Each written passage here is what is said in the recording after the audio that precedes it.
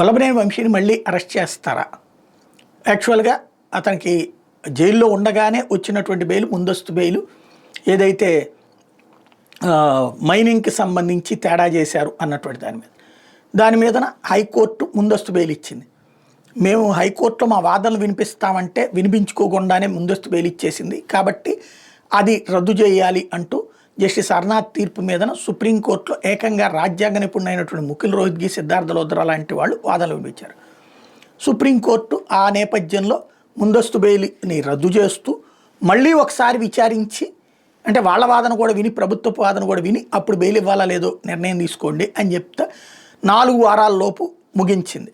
అయితే ఈ లోపుగా అతనికి బెయిల్ ఇవ్వాలన్న వాదన తోసిపుచ్చింది. కాబట్టి ఇప్పుడు మళ్ళీ వల్లభనేని వంశీని అరెస్ట్ చేసే ఛాన్స్ ప్రభుత్వం చేతిలో ఉంది. ఆల్రెడీ ప్రభుత్వం మీద ఒత్తిడి అయితే ఉంది. కాకపోతే ఇప్పటికే ఒక నెగిటివ్ టాక్ గన్నవరం లాంటి చోట్ల వచ్చింది. కావాలని హింసిస్తున్నారు, వరుసపెట్టి దొంగ కేసులు అన్నట్టుంది. ఎందుకంటే మైనింగ్ అంటే ఏంటి, ఇసుక మట్టి తవ్వుకున్నారు, ఇప్పుడు తవ్వుకోవట్లేదా? అదే ప్రజాప్రతినిధులందరూ అడ్డంగా తవ్వుకుంటున్నారని ఆళపత్రికల్లో రాస్తున్నారు కదా. కాబట్టి అట్లాంటి కేసుల ద్వారా జరుగుతుందా అన్నటువంటిది ప్రశ్న. కాకపోతే ప్రెషర్ మాత్రం పెరుగుతోంది వంశీని మళ్ళీ జైల్లో పెట్టాలని. అప్పుడు పేరు నాని లాంటి వాళ్ళు భయపడతారని పేరు నానిని, వంశీని, కొడాలి నాని, రోజాని ఇట్లాంటి వాళ్ళందరిని అరెస్ట్ చేసేయాలని. బట్ అది జరిగితే జీవితకాలం అయితే జైల్లో పెట్టలేరు.